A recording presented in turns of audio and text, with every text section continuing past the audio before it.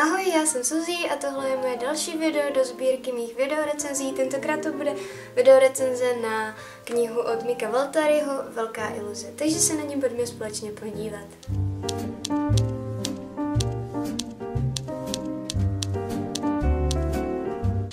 Nejprve bych vám ráda řekla něco málo o autorovi. Je to významný básník, prozaik, překladatel, novinář a dramatik, který pochází z Finska. Psal tedy novely, povídky, pohádky, dramata a literaturu faktu.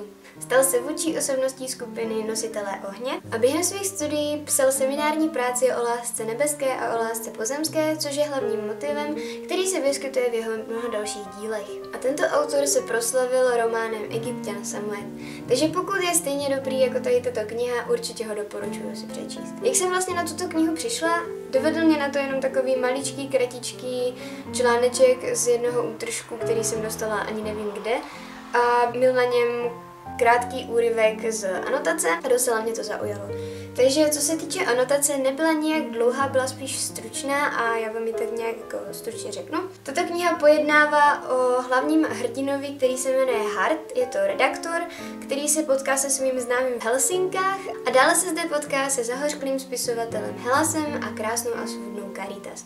Mezi těmito třemi postavami se vytváří jakýsi milostný trojúhelník, který vás doprovází až do samého konce této knihy. Pokud jsem vás tedy nezaujala úplně tady touhle krátkou anotací, tak doufám, že si počkáte na klady a zápory nebo myšlenky této knihy, protože si myslím, že opravdu stojí za to. Ale ještě předtím vám zmíním takovou zajímavost, co se týče této knihy. Autor ji napsal ve svých 19 letech, kdy pobýval pár dní v Paříži. A literární odborníci srovnávají toto dílo, tuto literární prvotinu s takovými autory, jako je například Ernest Hemingway nebo Francis Scott Fitzgerald. Takže si myslím, že tento autor určitě nesklame. A další poslední zajímavostí, co se týče této knihy, je, že byl podle této knihy natočen v roce 1985 film. A nyní teda přejdu ke kladům a záporu. Zápory shrnu jedním slovem nejsou. Zkrátka nenašla jsem vůbec nic, co bych mohla hodnotit jako zápornou stránku této knihy, takže se přesunu rovnou k těm kladům, u kterých se budu rozvášňovat. Hlavním takovým kladem této knihy je, že je zde spousta motivů, které mě oslovily. Například, že je zde motiv lásky, zamilovanosti, představ, předtuch, předsudků, různého vyznání, jakoby náboženského, kultury, zaměření na společnost, zaměření na žárlivost a všechny možné jako co se niterních pocitů týče. Najdete zde hluboký rozbor vnitřních pocitů, což si myslím, že je takovým tím nejhlavnějším kladem této knihy, protože v žádné jiné knize, kterou jsem doposud četla, jsem se nesetkala s takovým rozborem vnitřních pocitů, tak krásně vyjádřených a krásně procítěných, vysvětlených. Zkrátka slovní zásoba Micka Waltariho mě velice oslovila, protože dokázala zachytit a dokázala vykreslit tu představu o tom, co autor zamýšlí a co autor jako myslí. Takže myslím si, že stojí za přečtení. Dalším takovým kladem je, že je trochu náročnější, což já jsem hledala, ale nemusela by vyhovovat určitým typům čtenářům, kterým je třeba méně než 18, nebo nejsou na takovou vážnější četbu, nebo se nezajímají o takové niterní pocity.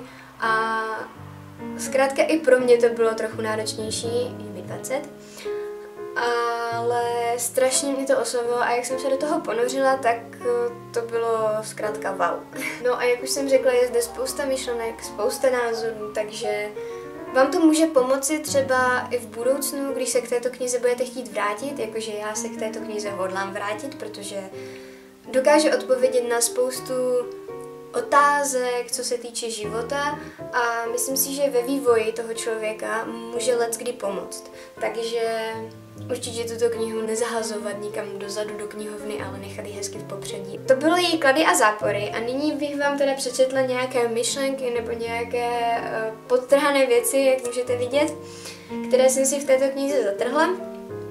A jak jsem zapomněla zmínit, je to první kniha, která mě donutila podtrhávat. Takže je to moje taková podtrhávací prvotina. Jak můžete vidět, je podtrhaná docela slušně. Nevím, možná jestli doufám, že to vidíte, nebo že jste viděli. A jdeme na to. První věcí, kterou tu mám takhle podtrhnutou z těch, který bych vám chtěla teda přečíst, je: za nerozumností a komikou situace se skrývala tragika celé společnosti.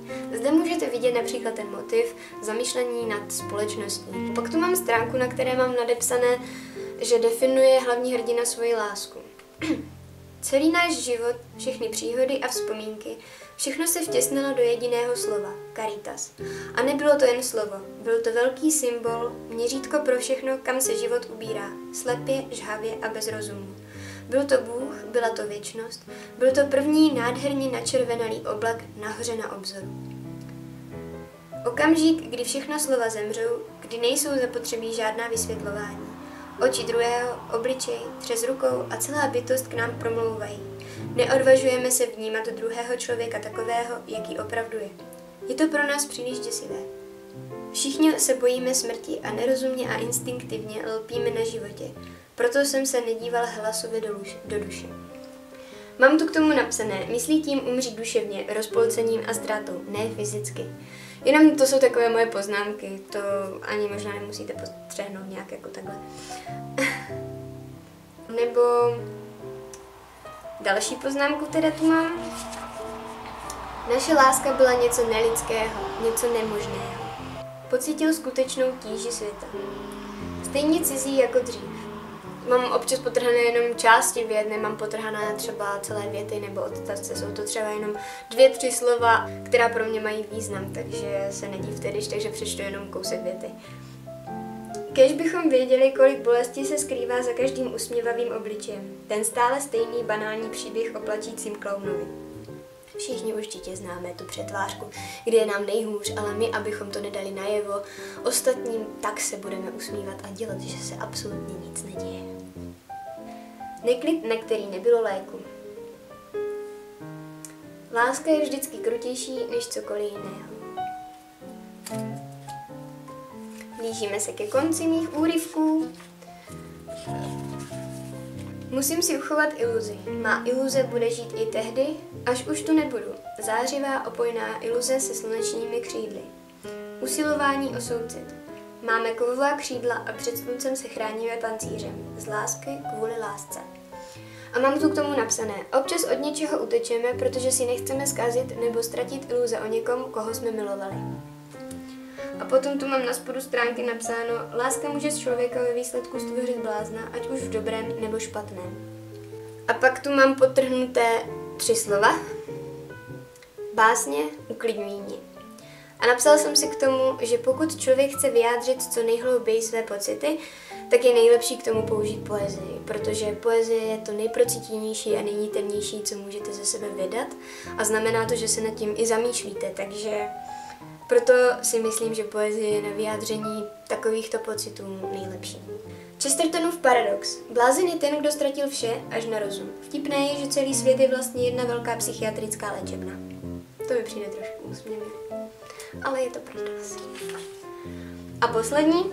Sokrates si všimnul, že pokud existuje onen svět, nemůže být v žádném případě horší než svět, ve kterém žijeme. To by bylo k myšlenkám asi úplně všechno. Já si myslím tedy, že jsou tam myšlenky, které jsou hodně pravdivé a hodně podobné skutečnosti a hodně aktuální. Samá slova hodně. A myslím si, že pokud jsem neuslovila anotací, tak doufám, že alespoň tou troškou myšlenek, které jsem vám zde přečetla. A co se týče hodnocení, tak bych této knize dala 5 hvězd a pokud bych mohla dát i víc hvězd, tak bych dala i víc, protože si myslím, že je to dokonale, naprosto dokonale. Takže pokud máte zájem o nějakou světovou literaturu, nějakou trochu niternější a s hlubšími pocity, tak určitě se této knize nevyhýbejte a určitě si ji přečtěte, protože si myslím, že je to prostě skvostné.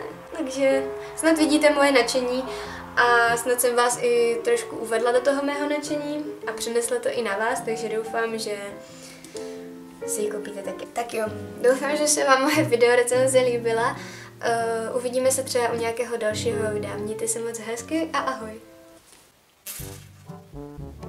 Já jsem se podívala dolů.